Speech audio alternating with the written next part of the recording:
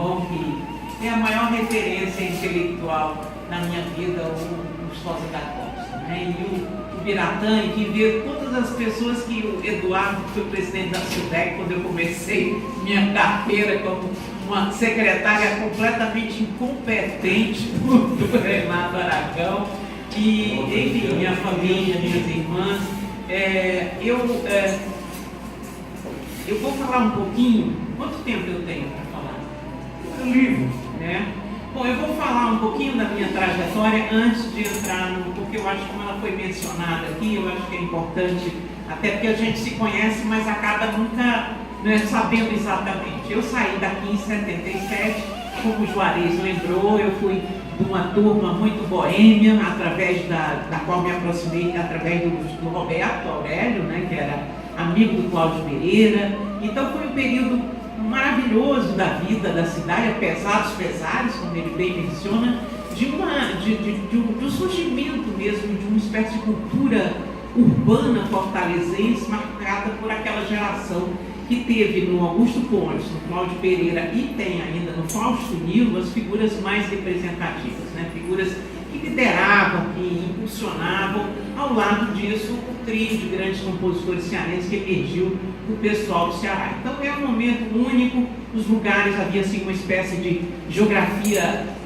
afetiva, né? Se ia para o Estoril, se passava no Bar do Anísio, enfim, eram às vezes a praia na Praia do Futuro, mas enfim, era uma turma, a Patota Divina, e é um período da minha vida que eu guardo como memória afetiva assim, preciosa. Eu fui eleita Garota Cultural 77, foi a maior vergonha que eu passei, porque foi no ano que eu entrei nas Ciências Sociais aqui em Fortaleza. Imagino você entrando no curso, né, do pessoal das Ciências Sociais, e no dia seguinte tem um jornal com uma entrevista enorme com você, e que pergunta assim: diga o nome de um grande pintor. Aí, Picasso, Sérgio Pinheiro e um grande livro, a Bíblia, o Pequeno Príncipe e o Capital. Enfim, era uma coisa ridícula. O Pereira fez essa entrevista, publicou, e depois eu fiquei com o Pereira, podia quebra meu galho. Mas era esse o espírito do Cláudio Pereira, que foi alguém muito importante na nossa vida, né? Eu fui para o Rio em 77 pensando em ser artista plástica, porque eu gostava de desenhar, fazer umas esculturas, etc., mas já tinha entrado nas Ciências Sociais aqui. Então me transferi, consegui transferência para o IFIX, na UFRJ, né? Acompanhei aquela evolução do movimento estudantil. Eu mesma era o que se chamava massa atrasada, não sabia, não entendia nada, não tinha formação política, então ficava um pouco amedrontada, porque o movimento lá era muito radical. Mas estudei um pouco no Parque Lage, optei pelas Ciências Sociais, fiz a graduação em Ciências Sociais e após em Ciência Política no IUPERJ. É aí que começa a minha vida adulta, digamos assim, né? Eu publiquei o primeiro artigo da minha vida no IUPERJ, foi o trabalho do curso que eu fiz para o Vanderlei Guilherme dos Santos, né? Da razão. Depois da publicação do Estudos Impressos, foi o Alberto Dines, ficou encantado com o meu livro e queria fazer. Ele era louco pelo Hipólito da Costa, ele tinha uma paixão pelo Hipólito, daquelas de brigar, sabe? Não falaram do Hipólito, qualquer coisa que acontecia, não falaram do Hipólito, mas era um grande sujeito e ele me convenceu a fazer com ele a edição do Correio Brasiliense, a edição completa, os 29 volumes e mais um volume que a gente reuniu textos de vários autores sobre o período, sobre o próprio Hipólito, sobre o Correio Brasiliense. Então, eu devo ao Dines a persistência de me convencendo a fazer, e depois o fato da gente ter produzido notas, a partir do volume 3, notas na abertura de cada volume. Eu recomendo aos historiadores em geral, imagino que aqui o Instituto tem a coleção, essa fonte que é importantíssima, não só para a história do Brasil, mas a história mundial naquele momento, porque ele trazia para cá os registros da guerra do Napoleão. Você tem até o divórcio de Napoleão, está lá no Correio Brasiliense. As coisas que estavam acontecendo no mundo estão todas ali. Estão todas ali para o brasileiro ter acesso, né? Era um homem E aí, claro, é por esse caminho, né, descobre do jornal, depois o Hipólito, e aí entramos no personagem. Quem era o Hipólito da Costa? Hipólito da Costa, eu sempre digo, um brasileiro que nasceu no Uruguai, estudou, formou-se em Portugal, conheceu os Estados Unidos melhor que qualquer outro brasileiro do seu tempo e viveu a maior parte da sua vida na Inglaterra. E esse sujeito publicou durante 14 anos um jornal para o Brasil, né? É um negócio que faz você pensar sobre a ideia de pátria. Que pátria é essa, né? Um sujeito que tem uma coisa tão profunda como o país para se dedicar contra todos os inconvenientes a publicar um jornal para o Brasil que estava começando sua história em 1808, é um tema para a gente refletir, né? Então o Hipólito nasceu, como eu disse, na Cisplatina, aquela região ali da onde fica a colônia de Sacramento, que a gente passava. E ele era filho de um brasileiro de Saquarema, casado com uma filha de açorianos, né, aquela coisa da imigração portuguesa açoriana para o sul, tanto para o Rio Grande do Sul e para a colônia de Sacramento. E esse casal teve 3 filhos, o mais velho deles foi o Hipólito da Costa. Na vida do Hipólito, a figura mais importante da sua infância e adolescência foi o padre Pedro Pereira Fernandes de Mesquita, um intelectual formado em Coimbra, no nome das Luzes, e que se dedicou a formar os 3 sobrinhos, Hipólito, Felício e Saturnino. Colocou mestre para estudar a língua latim, grego, etc. Então essas crianças foram educadas com o que melhor havia no sistema doméstico, né? Foram educadas pelo tio. O tio investiu na formação deles, mandou esse sobrinho com 14 anos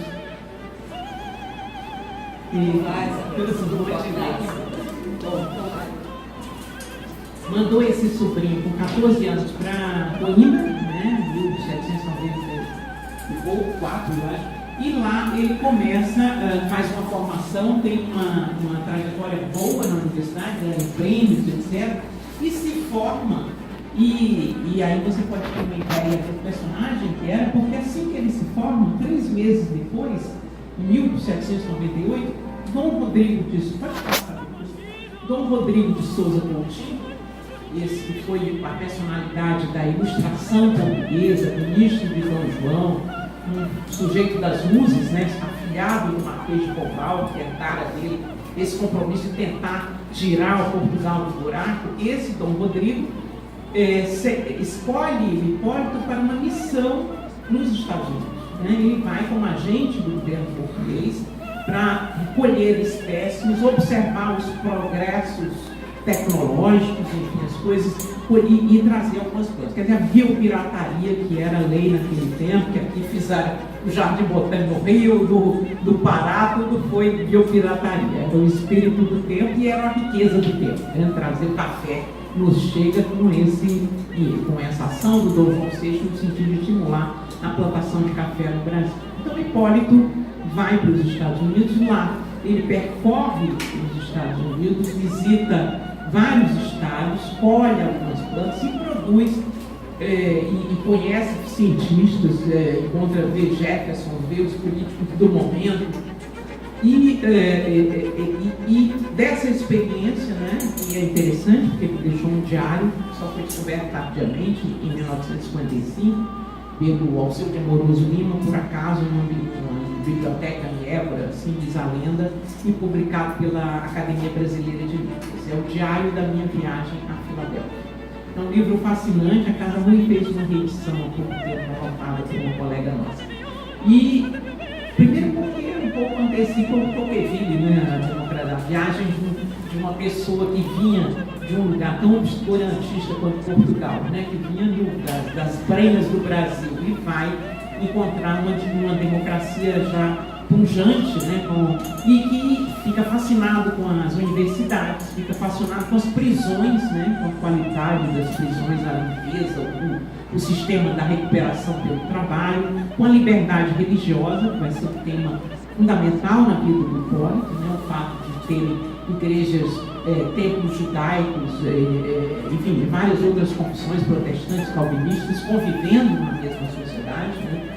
Enfim, impactado pela experiência democrática, né? Liberdade de imprensa absoluta também, que chega a ser impactante, né? E a presença do negro, principalmente no leste, né? Na Nova York, onde ele ficou muito tempo, a presença dos negros na sociedade como pessoas de posses, inclusive, diferente do sul que ele não conhecia.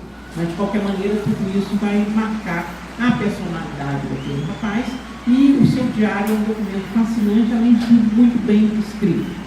Ele também faz ali uma opção que vai marcar e definir seu destino, que é a adesão à maçonaria.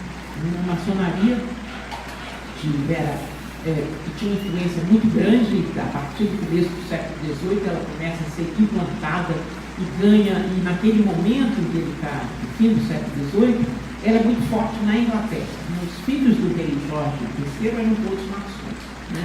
A maçonaria, e aí a gente pode ver isso também, uma estratégia comercial na Inglaterra, porque na Austrália, nos Estados Unidos, nas suas colônias, a maçonaria funcionava como um elemento de coesão que os comerciantes britânicos, né, de comércio. Então, o Hipólito chega em Portugal, onde ainda era a Inquisição, onde havia um chefe de polícia, o intendente-geral de polícia, era o Pinamanique, uma figura tenebrosa, que tinha pavor de maçons, achava que a maçonaria estava na origem da Revolução Francesa, uma tese que naquele momento corria a Europa, não tinha fundamento, e a Inglaterra também era maçônica e odiava a Revolução Francesa. Mas o fato é que ele persegue esses maçons intensamente, apesar de serem maçons, a maior parte dos nobres que cercavam os romanos. Então o Hipólito, muito determinado, chega muito bem recebido, ele vai ter um papel importante na tipografia do Arco do Cego, que é a impressão régia daquele momento. Ele publica, traduz várias obras que ele trouxe dos Estados Unidos sobre economia, sobre a árvore do açúcar, uma planta, um tipo de cana-de-açúcar, etc. E, ao lado disso, faz uma intensa militância maçônica. Numa grande assembleia que aconteceu em Lisboa, sempre secreta, ele foi tirado uma comissão para ir ao Conde de Linhares, ao futuro Conde de Linhares. Pode passar. Esse é o diário. Um texto, um pedaço manuscrito, pode passar. Essa é uma das publicações do Hipólito quando ele volta Pode ficar. Então o Hipólito vai com uma missão secreta da maçonaria para Londres em 1802 e uma missão oficial que era comprar impressoras e livros, etc., para a impressão régia. Então ele ia nesse grupo de missão, só que Dom Rodrigo, quando ele chega lá, no comecinho de 1802, em abril de 1802, ele logo, porque já tinha feito amizade em Portugal com o conde, o duque de Sussex, o filho do rei da Inglaterra, estava morando em Portugal e era um maçom entusiasmado. Ele é logo acolhido pela maçonaria inglesa no projeto que os portugueses têm de criar um grande oriente maçônico em Portugal para se defender da perseguição do Pinamanique.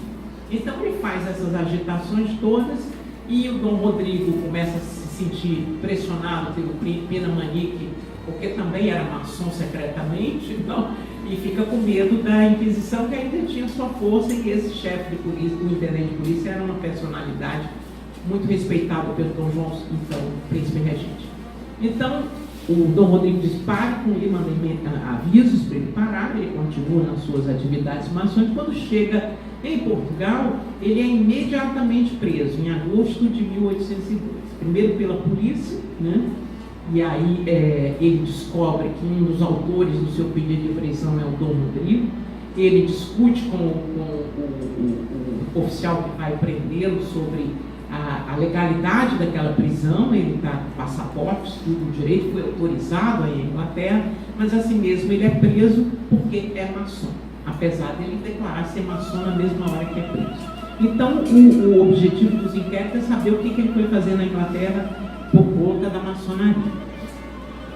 Esse inquérito dura alguns meses na polícia, mas logo é transferido para o Santo Ofício. Ele vai como preso para os cárceres do Santo Ofício e lá passa a ser interrogado, né? Fica detido numa cela suja, etc. Esse processo, né? Esse processo que ele sofreu por ser maçom, ele vai narrar nesse livro, Narrativa da Perseguição, publicado na Inglaterra em 1811, em inglês, e uma versão em português também, e que é um documento maravilhoso para os juristas que gostam de ver o que o direito tem se tornado no nosso país, ver que naquele tempo já o Hipólito vai dizer que não é legítimo manter-se uma pessoa presa em segredo por mais tempo, segredo quer dizer isolado por mais de 5 dias, que não é legítimo, que ele não é obrigado a confessar a um juiz, que não que ele se tornou maçom nos Estados Unidos, então aquela jurisdição não cobria os Estados Unidos, então ele não era obrigado a falar para aquele juiz de algo que ele cometeu fora daquela jurisdição. Enfim, você vê um sujeito que entendia de direito debatendo com seus inquisidores, né? Cara, aí você vê o brilho daquele sujeito. E com uma força, né? Porque você está detido. E as formas de maltratos, ele pede para trocar de camisa, porque está há 3 meses com a mesma roupa. O cara diz, não, se você colaborar, então, um tipo de que ele vai denunciar nesse livro, e depois, quando em 1817, quando Gomes Freire de Andrade for condenado também num processo absurdo, ele vai dizer as mesmas coisas sobre o tipo de direito que já existia no começo do século XIX em Portugal. É interessante para a gente fazer um contraste. Ele consegue fugir da prisão em 1805, certamente tendo subornado alguém. Ele dá um relato meio fantasioso, que a porta estava aberta, ele fugiu. Isso foi contado a um amigo dele, o José Liberato Freire, um jornalista também. Mas o Mecenas Dourado, que é o seu grande biógrafo, vai dizer que há evidências de que a maçonaria se articulou para tirar. Até carta do Silvestre Pinheiro, um filósofo, para o futuro conde da Barca, né, que estava no exterior, pedindo a sua intercessão para soltar aquele brasileiro que está preso, os amigos todos estão pedindo, isso em 1804. Finalmente ele foge, tem uma fuga que não se sabe bem como, ele vai para a Inglaterra, passa por Gibraltar. Tem uma história divertida que eu achei num livro como é o nome da refinaria de Pernambuco? O Abreu e Lima tem um livro de memórias em que ele fala que o Hipólito, para dar mais veracidade, ficou um tempo escondido em Lisboa, mas para dar veracidade à história de que tinha partido, mandou por um amigo, o Delamare, já vários nomes que estão na história da Marinha Brasileira, que eram maçons e amigos dele, que ia para Gibraltar com uma carta que o sujeito mandou pelo correio para o Saturnino, que estava em Lisboa, irmão mais novo do Hipólito, para entregar a Dom João VI, mostrando que ele já tinha saído. E que o Dom João VI gostava muito dos irmãos Costa, né, Saturnino e Hipólito, e ficou muito comovido com a confiança do rapazinho em lá entregar, estava ainda na Universidade de Coimbra, e ficou de dar, e estava sem dinheiro, ficou de dar uma moeda todo mês no seu bolsinho, e depois ainda lhe deu um anel que serviu para o Saturnino voltar para o Brasil depois de 1808, quando todo mundo viu. Mas é interessante porque o fato é que Hipólito vai para a Inglaterra, tem essa ligação com a maçonaria, né, com o Duque de Sussex, que vai ser seu padrinho, porque eles se tornaram muito próximos durante o Duque fez um esforço tremendo para tentar tirar o Hipólito da prisão, sem sucesso, e escreve, e quando ele chega em Londres, ele também escreve para as autoridades, pedindo proteção para os jornalistas. E o Hipólito chega, se estabelece fazendo traduções, né, e principalmente ligado à grande comunidade de comerciantes portugueses que viviam em Londres. Né? Esse é um capítulo interessante da história da imprensa, essa imprensa em português, são esses ricos portugueses, né, que faziam essa triangulação do comércio Brasil, Portugal, Inglaterra, né, e o continente europeu, e que vão ser interessantes também politicamente, porque eles são muito abalados com a vinda da corte, eles são prejudicados, na verdade. O rei vem para cá, abre os portos, e aquilo tudo que era um lucro líquido e certo para Portugal, porque o exclusivo colonial, né, exclusivo comercial também, da colônia, era que o Brasil só vendia através de Lisboa e só comprava através de Lisboa. Então, o que ia daqui para a Europa, passava antes em Lisboa e deixava imposto lá. E o que vinha da Europa, ou de qualquer lugar, até dos Estados Unidos para o Brasil, tinha que passar em Lisboa. Então, a circulação das mercadorias já gerava uma riqueza tremenda. E a abertura dos portos, que era inevitável, porque os franceses estavam em Portugal, inviabiliza isso e abre os portos. Os ingleses não precisam mais pagar essa taxa de imposto em Lisboa, vem comerciar diretamente no Brasil. Então isso quebra muitas casas comerciais e os portugueses lá começam a se organizar para se defender, criar um clube de comerciantes portugueses, etc. E o Hipólito se torna um defensor dessa categoria no seu jornal, que ele lança em 1808, junho de 1808, um jornal que na verdade é um formato de um livro, né, um formato de uma revista acadêmica, cada número dele tinha 100 e tantas páginas. Ele dividia uma parte sobre política, uma parte sobre artes e comércio, uma parte sobre ciência, né? E uma parte sobre as reflexões do mês, que é a mais interessante porque é o pensamento do Hipólito sobre aquelas questões. Então, no primeiro tempo, esse jornal, que ele diz, no fim eu tenho, pode ir para o último slide só para...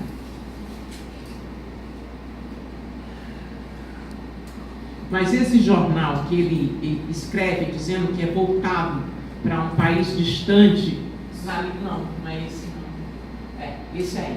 Isso aí é um trecho bastante conhecido do Correio Brasiliense, em que ele faz aí a sua razão, os seus motivos. É um típico homem do iluminismo, né, do pensamento liberal, né, se propondo a difundir as luzes num lugar onde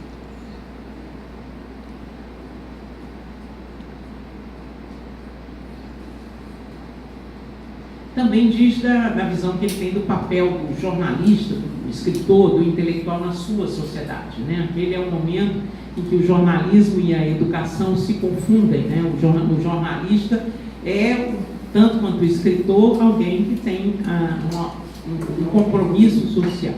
Mas pode voltar lá para onde estava. Depois.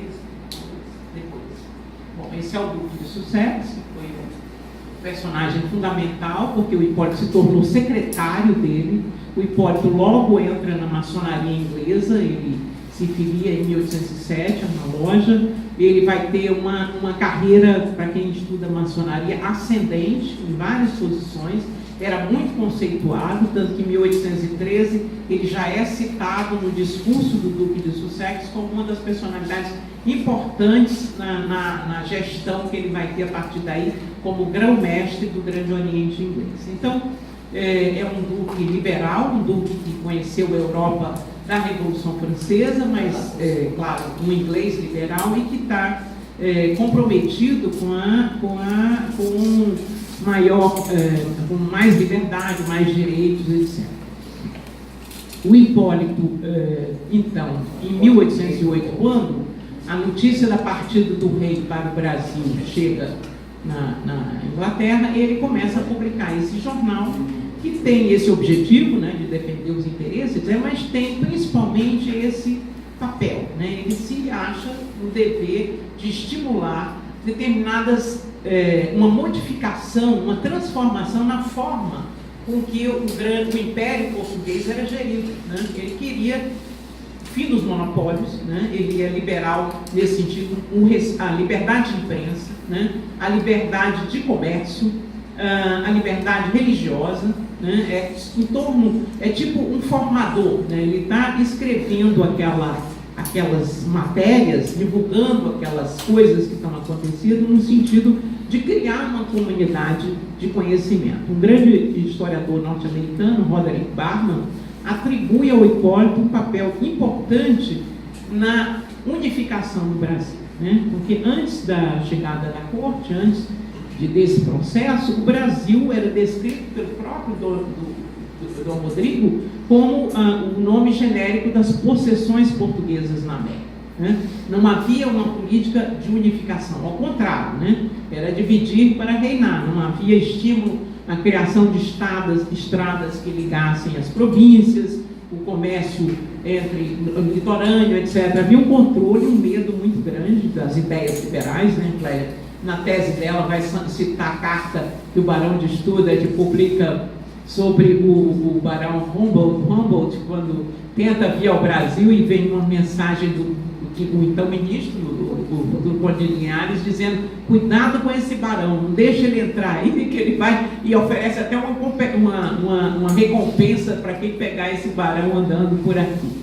O Barão Humboldt acabou não passando pelo Brasil, e mais tarde, quando o Van Hagen disse que o Instituto Histórico ia dar uma medalha, fazer uma homenagem, ele disse: pois é, primeiro a prisão, depois a condecoração.